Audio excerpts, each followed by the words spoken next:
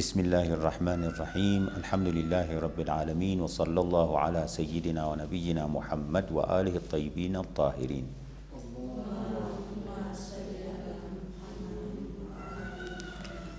Amma ba'd.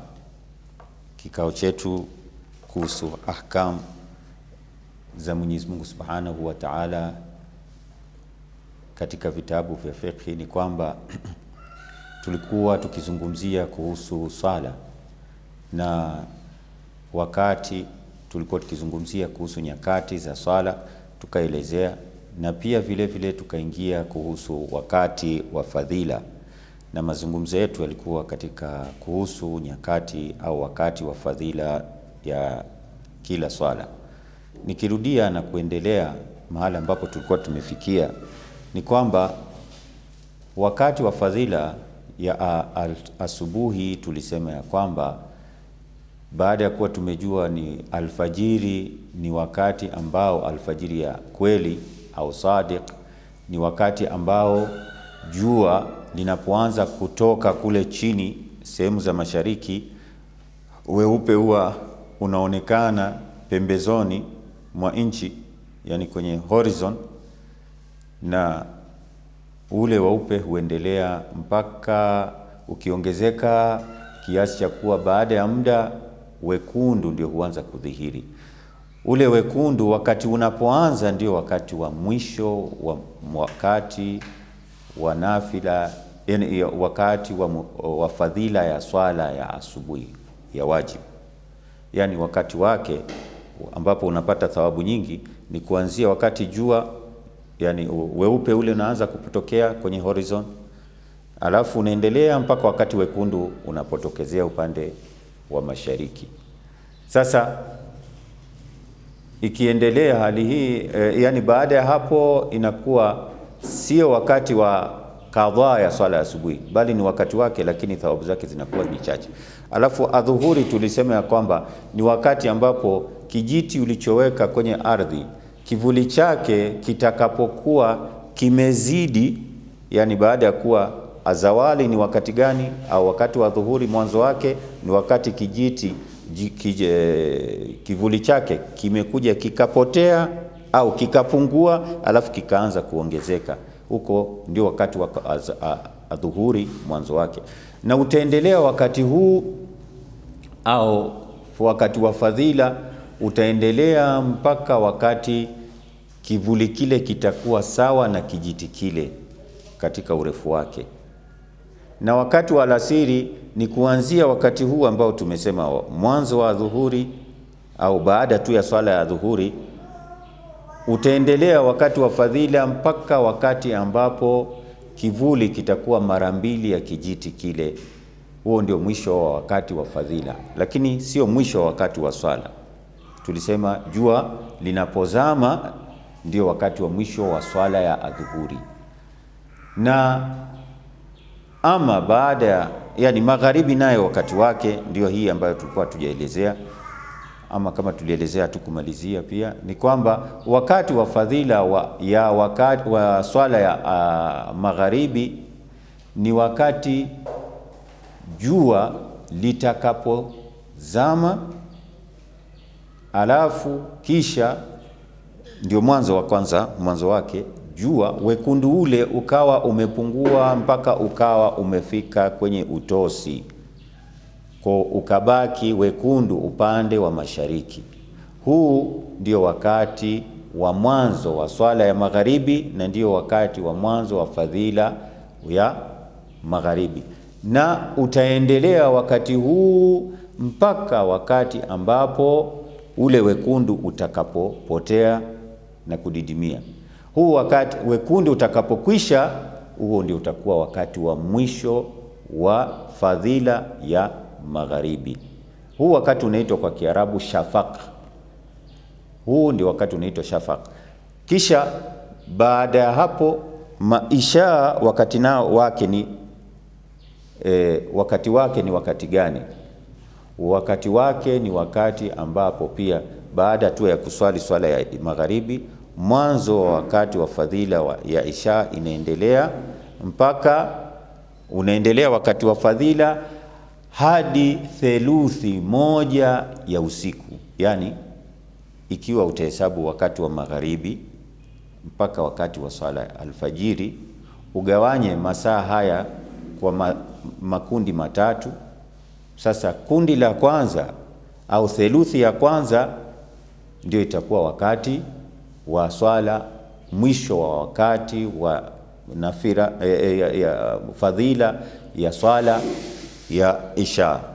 Huo ndio mwisho wa wakati wa fadhila ya swala ya isha, yani theluthi moja ya usiku ndio mwisho wa wakati wake. Huu ndio wakati wa fadhila wa nyakati 5 za swala. Sasa tuingie kwenye fadhila, au tuseme tuzungumzie kuhusu swala za nafila. Kila swala ina nafila yake. Nafila ni mustahab, yani ni swala zilizo mustahab, yani kabla, wengine uziita sunna za swala za sunna.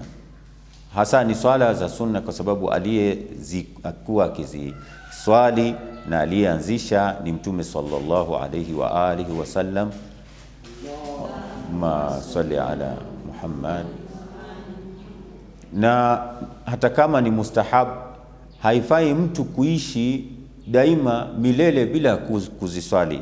Atakuwa anapuuza sunna za Mtume, na kuna kasoro anayokuwa nayo, anapatwa nayo, na daraja zake za huko peponi zinapungua kwa sababu ya kuwa anapuuza kitendo ambacho ni muhimu cha Mtume.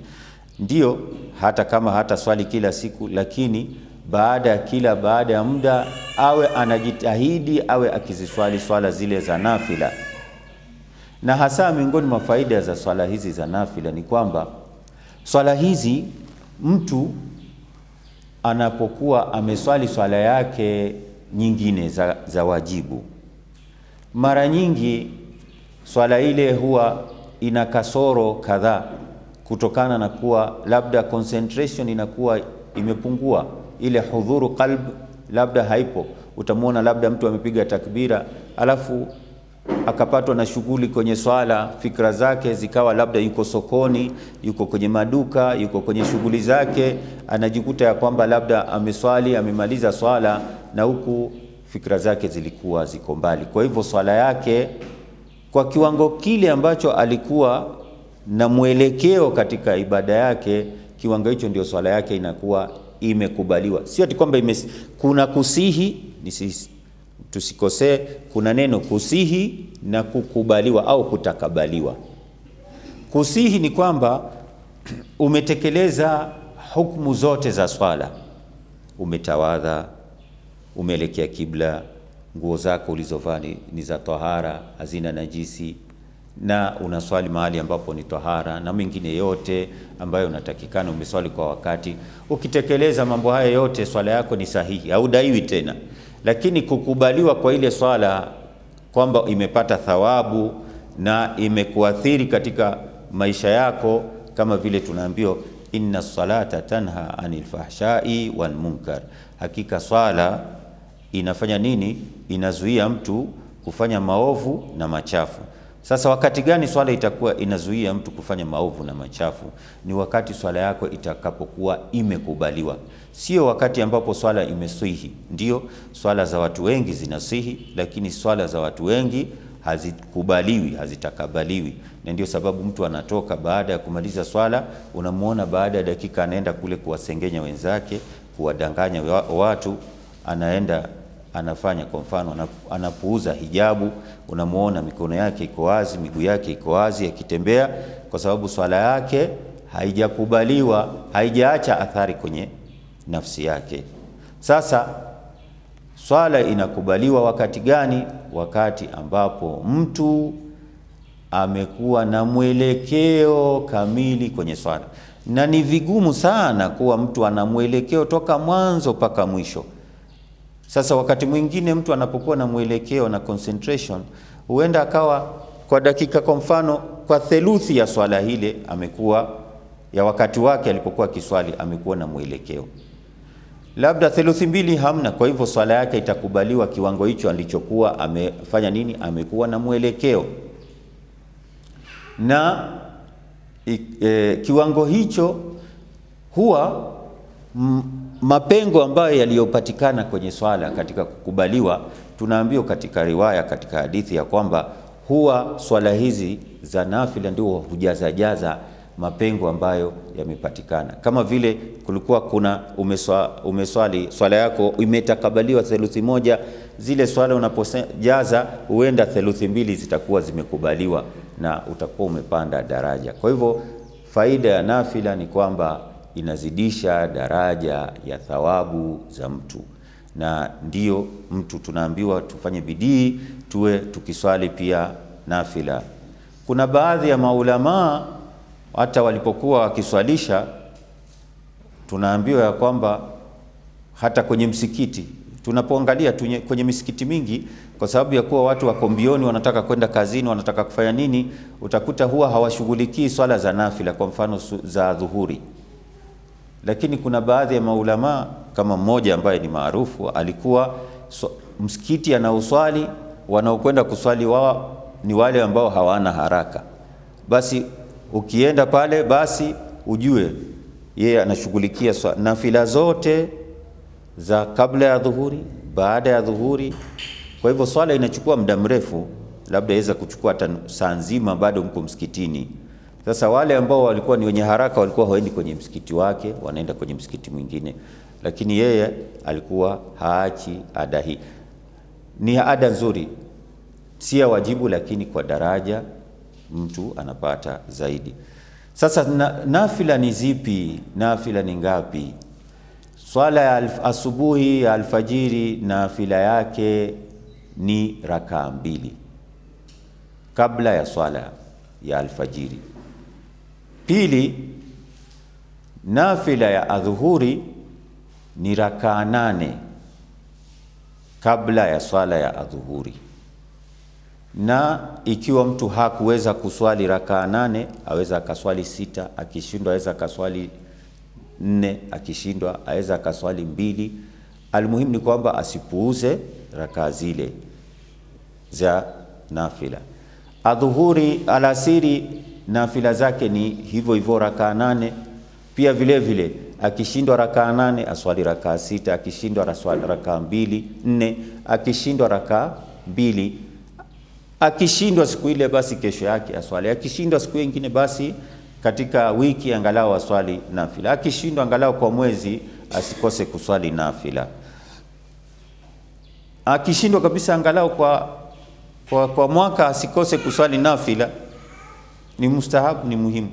Sasa lakini asipuuze. Kupuuza sunna inafikia inakuwa ni dhambi hasa.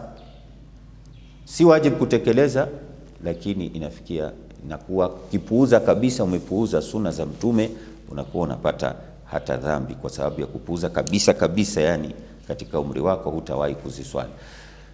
Kwa hivyo adhuhuri wakati wake nafila zake ni hizo, alasiri nafila zake kabla. Hizo ni kabla. Tujue tofauti ya baada na kabla. Asubuhi ni kabla, adhuhuri na alasiri ni kabla.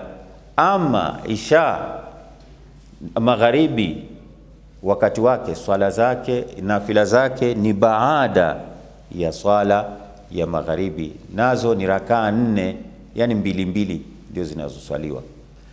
Na pia hii kwa upande wa isha hakuna kama vile adhuhuri ukishindwa 2 uswali 2, ukishindwa 4 6 hivyo. Adhuhuri baada ya magharibi kama ni 4 ni 4. Ndio ukishindwa kabisa, yani labda kumetokea kuna dharura, uweza ukakosa kuswali ya baada ya swala labda, alafu baada ya swala zingine ukishamaliza baadaye ukailipa ukaswali. Labda jamaa iko hapo ukashindwa wanaswali haraka, baada ya swala ukazilipa ukaziswali. Jambo jingine ni kwamba Isha nayo wakati wake nafila zake ni rakaa 2 kwa kuketi au kwa kusimama, lakini iliyo bora ni kwa kuketi. Rakaa 2 inayoitwa witri.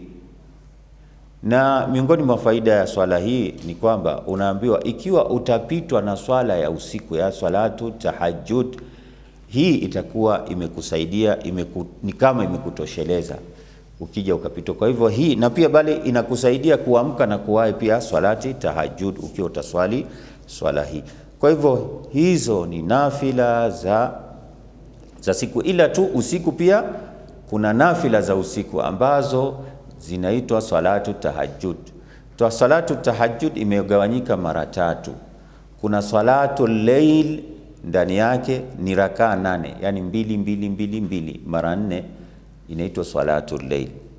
Na kuna rakaa 2 zinaitwa salatu shaf'i, rakaa 2. Alafu kuna rakaa 1 inaitwa salatu witr. Sasa hizi ndizo zinazoitwa salatul tahajjud, na tutazidi kuelezea na kufahamu vipi mtu anaviswali na vipi.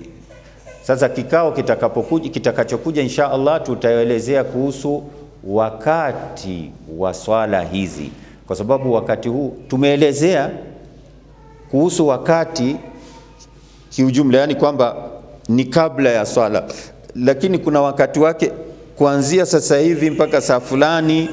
Wakati huu ndio bora wa kuswali swala hii ya nini, ya nafila. Ukipitisha wakati huo utakuwa umetoka kwenye wakati wa fadhila yake, na utakuwa unaingia kwa wakati ambao ima inahesabika ni kama qadha au sio ada wala sio qadha. Tufikia hapo. Wa sallallahu ala Muhammadin wa alihi at-tayyibin at-tahirin.